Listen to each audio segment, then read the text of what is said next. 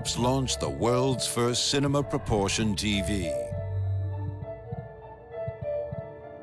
From the beginning, we set out to make cinema. With a crew of over 100, a state-of-the-art motion control rig, 3 cranes, dozens of extras, a 3-day shoot, 5 weeks of post-production, a site that would be talked about, and a site that would get the product talked about.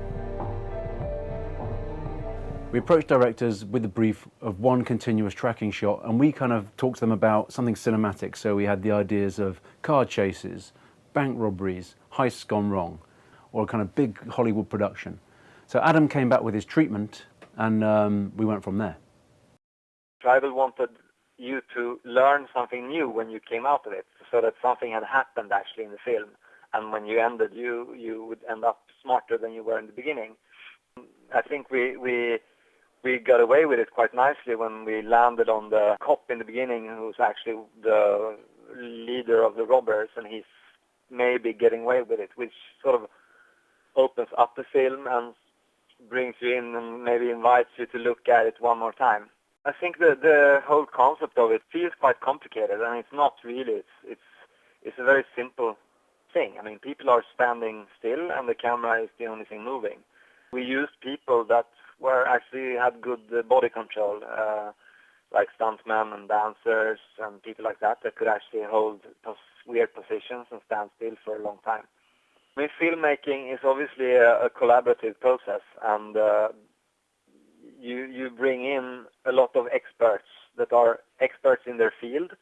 I worked obviously very closely to Richard Lyons, the post supervisor, and Fredrik Becker, who's the DP.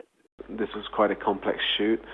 A bit like Adam says, you know, the actual idea looks very complicated, and it's quite a simple way of doing it, the way we've done it. The motion control allows you to repeat the camera move, and this is very useful when you're doing clean plates. So when we had a lot of actors that were hanging in wires, what it did was it allowed us to shoot another plate where there was no actors, and this gives you some source that you can use to remove the wires afterwards. And then we had a lot of 3D work, and a lot of that 3D work was not just things like the banknotes, but also the explosions. And it's hard enough to do an explosion, but to do an explosion that's actually frozen in time, that you're going very close to, or sometimes actually like in the upstairs corridor, we actually go through the explosion, is very complex. So seeing this was a web-based film, this allowed us to work with kind of sub-films within the main film, and these became hotspots. And one of those, of course, was the VFX Supervisor's hotspot, where we used a little bit of poetic license to create a software that showed off how specifications of the TV, such as the picture quality and the sharpness and the smooth motion, really came through.